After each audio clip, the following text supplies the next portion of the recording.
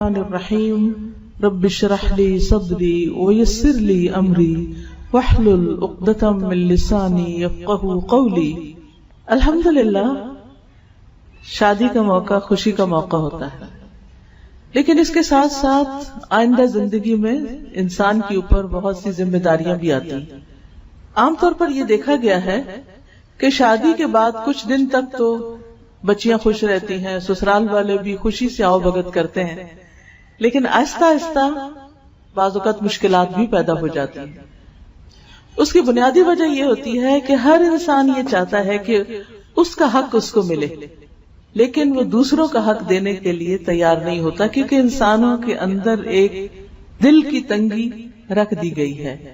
وَأُحْضِرَتِ الْأَنفُسُ الشُّحَّ، اس شح کو جب تک دور نہ کیا جائے، دلوں کی اس تنگی کو جب تک دور نہ کیا جائے، اس وقت تک انسان دوسرے کے لیے وہ نہیں سوچ پاتا جو وہ اپنے لیے سوچ سکتا ہے یا اپنے لیے سوچتا ہے۔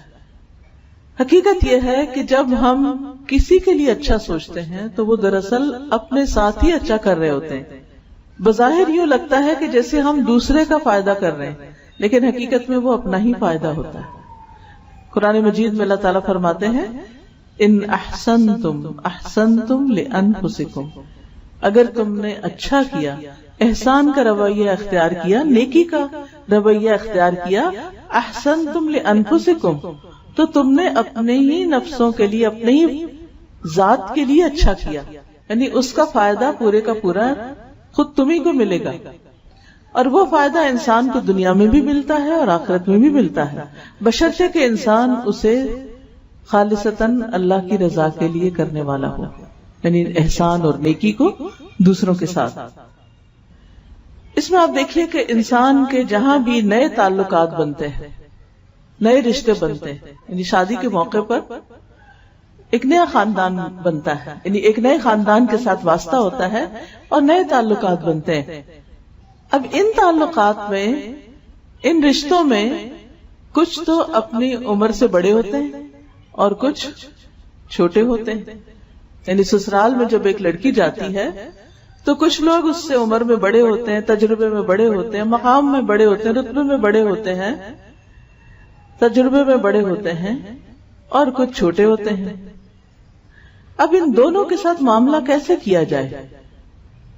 حکمت کا تقاضا کیا ہے، اور رسول اللہ صلی اللہ علیہ وسلم کی حکمت ہمیں کیا سکھاتی؟ آپ صلی اللہ علیہ وسلم نے فرمایا وہ ہم میں سے نہیں جس نے چھوٹے پر رحم نہ کیا اور بڑے کی عزت نہ کی۔ تو کتنا خوبصورت معیار ہمیں دے دیا گیا ہے کہ جتنے بھی بڑے ہیں سب کی عزت کرنی ہے، عزت اور احترام اور ادب کے ساتھ پیش آنا ہے، چاہے وہ والدہ ہے یا ساس ہے یا پھر ساس کی کوئی بہن ہے یا ان کی مدر ہیں یا پھر نندے ہیں یا دیور جیٹ، کوئی بھی، یعنی جتنے بھی لوگ عمر میں بڑے ہیں ان سب کے ساتھ احترام کا معاملہ، ادب کا معاملہ۔ بعض اوقات یہ ہوتا ہے کہ کچھ بڑے جو ہوتے ہیں وہ اپنے بڑے ہونے کا فائدہ اٹھاتے ہیں اور پھر کبھی ڈانٹ کے بات کر دیتے ہیں، کبھی سختی کرتے ہیں، کبھی لحاظ نہیں کرتے، تو ایسے میں انسان کا دل چھوٹا ہونے لگتا ہے کہ یہ تو میرا خیال نہیں کرتے تو پھر میں کیا کروں۔ نہیں، ہمیں حکم کیا ہے، آپ نے عزت کرنی۔ ہر لڑکی جب یہ سبق لے کے اپنے سسرال میں جائے گی اور بڑوں کی عزت کرے گی تو اس کو جواب میں کیا ملے گا؟ اس کو ہمدردی ملے گی، کیئر ملے گی، محبت ملے گی، اور اس کی ایک پہچان اور اس کا ایک نام ہوگا کہ یہ بچی بہت عزت کرنے والی ہے، بہت اچھی ہے، اس کے حق میں گواہی ہوگی۔ مجھے اچھی طرح یاد ہے کہ میری ساس نے ایک مرتبہ یہ کہا کہ میری ساری بہوؤں میں سے، میرا نام لے کے کہا، ایک یہ ہے جس نے آج تک مجھے جواب نہیں دیا آگے سے، یہ میری عزت کرتی، اور مجھے کبھی خیال بھی نہیں آیا تھا کہ میں واقعی کچھ کر رہی ہوں، لیکن اس دن مجھے احساس ہوا کہ اچھا یہ بھی میٹر کرتا ہے۔ بڑے بعض اوقات بہت پیار سے بات کرتے ہیں، بہت کیئر کرتے ہیں، بعض اوقات بیمار ہوتے ہیں، تھکے ہوتے ہیں، یا کبھی غصے میں بھی ہوتے ہیں، یا کوئی اور بات ہو سکتی ہے، وہ ناراض بھی ہوتے ہیں، کبھی ان کی ناراضگی برحق ہوتی ہے، کبھی ناراضگی ناحق ہوتی ہے، لیکن ہمارا دین ہمیں کیا سکھاتا ہے کہ ہم نے ان کے ساتھ کیا معاملہ کرنا ہے، ادب کا، احترام کا.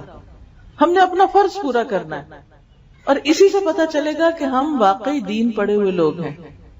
اگر ہر ماں اپنی بیٹی کو یہ نصیحت کر کے بھیجے کہ بیٹا اس خاندان کے سب بڑوں کی عزت کرنی ہے، تو آپ دیکھیں کہ کتنے مسائل صرف اس سے حل ہو جائیں گے.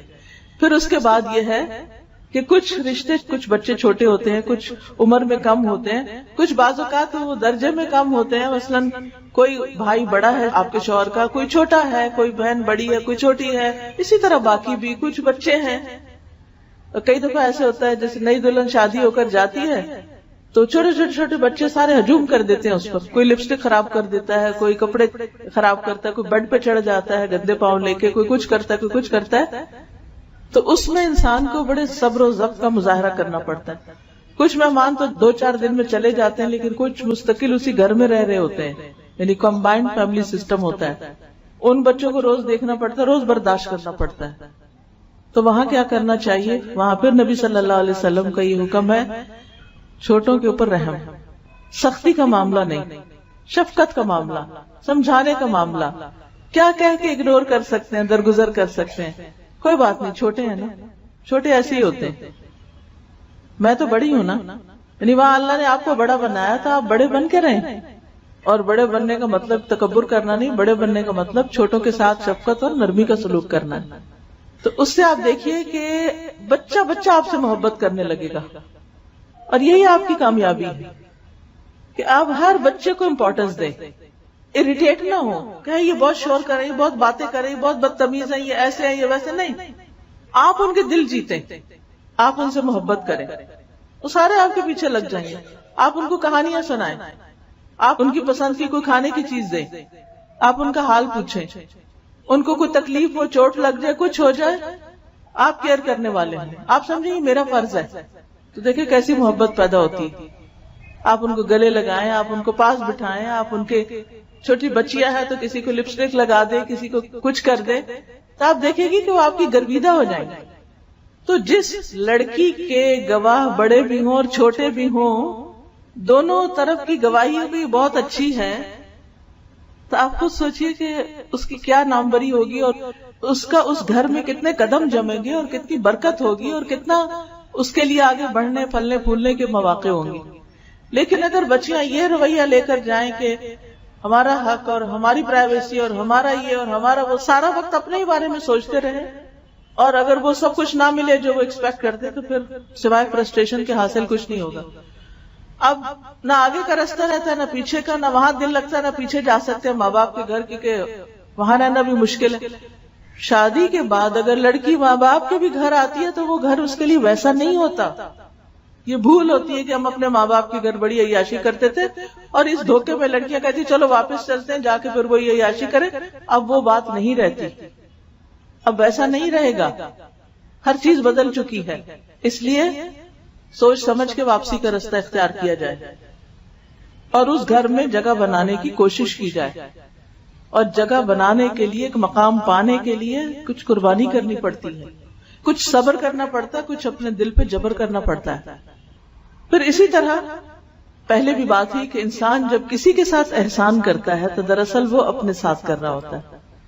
اس کی ایک شکل یہ ہے، حدیث میں آتا ہے، حضرت ابو امامہ کہتے ہیں کہ میں نے رسول اللہ صلی اللہ علیہ وسلم کو ارشاد فرماتے ہوئے سنا، دوسروں کے ساتھ احسان کرنے سے آدمی بری موت مرنے سے بچا رہتا ہے. یعنی ایسے انسان کا خاتمہ اور انجام اچھا ہوتا ہے، یعنی ایمان پہ خاتمہ ہوتا ہے، حادثاتی موت سے محفوظ رہتا ہے. اور دوسری نصیحت آپ نے کیا فرمائی؟ پوشیدہ صدقہ کرنے سے اللہ کا غصہ بجھتا ہے. تیسری بات آپ نے فرمائی، اور رشتہ داروں کے حقوق ادا کرنے سے عمر میں برکت ہوتی ہے. اب آپ دیکھیے کہ یہ اصول گھر سے باہر کے لیے تو ہے ہی، اپنے گھر کے اندر اپلائی کرنے کے لیے. احسان کیا ہے؟ احسان ہے کسی کے ساتھ نیکی کرنا، اچھا کرنا. بعض اوقات اس کے ساتھ تو ہم اچھا کرتے ہیں جو ہمارے ساتھ اچھا کرتا ہے، لیکن جو ہمارے ساتھ اچھا نہیں کرتا ہم اس کے ساتھ اچھا نہیں کرتے، مقابلے پہ آ جاتے ہیں. شیطان ہمیں بلوا دیتا ہے کہ اس اچھائی کا فائدہ ہم ہی کو ملنے والا ہے، لہذا کوئی ہمارے ساتھ اچھا نہ بھی کرے پھر بھی ہم نے اس کے ساتھ اچھا کرنا ہے، یہ سوچ کے رکھنا ہے میں نے تو اچھا ہی کرنا ہے. وہ نہیں کرتا، اس کا معاملہ اس کے رب کے ساتھ، مجھے اچھا کرنا ہے. بعض اوقات ایسا ہوتا ہے کہ شوہر ہی اچھا نہیں کرتا تو پھر انسان غصے میں آ جاتا ہے، جب یہ میرا خیال نہیں رکھتا، جب یہ مجھے ٹائم نہیں دیتا، جب میری کوئی بات نہیں سنتا تو میں کیوں اس کی مانوں، میں کیوں اس کی سنوں. تو جواباً ہم بھی ناراض ہونا شروع ہو جاتے ہیں. نتیجہ کیا ہوتا ہے؟ دنیا بڑھتی چلی جاتی ہے. جب آپ یہ سوچ لیتے ہیں کہ کوئی بات نہیں، یہ نہیں بھی اچھا کرتا، مجھے اچھا کرنا، ایک دن تو اس کا دل میری طرف پلٹے گا نا، اور واقعی پلٹے گا. بس صبر کا امتحان ہے، تھوڑے دن کی بات ہے. کیونکہ عموماً کیا ہوتا ہے کہ لڑکی دوسرے گھر میں نہیں جاتی ہے، وہ سب لوگ پہلے سے آپس میں ایک دوسرے سے بہت مانوس ہوتے ہیں، اور کچھ گھروں کا آپس کا جو نیٹ ورک ہوتا ہے وہ بڑا اسٹرانگ ہوتا ہے. وہ آپس میں بیٹھتے ہیں، ہنستے ہیں، کھاتے ہیں، پیتے ہیں. اور یہ جو نئی لڑکی گئی ہوتی ہے وہ بس منہ ہی دیکھتی رہتی ہے کہ یہ کیا ہو رہا ہے، کوئی مجھے بھی توجہ دے، کوئی میری بھی بات سنے، مجھے بھی اپنا بنائے. لیکن وہ وقت ابھی دور ہے کہ جب آپ اس سب میں گل مل جائیں گے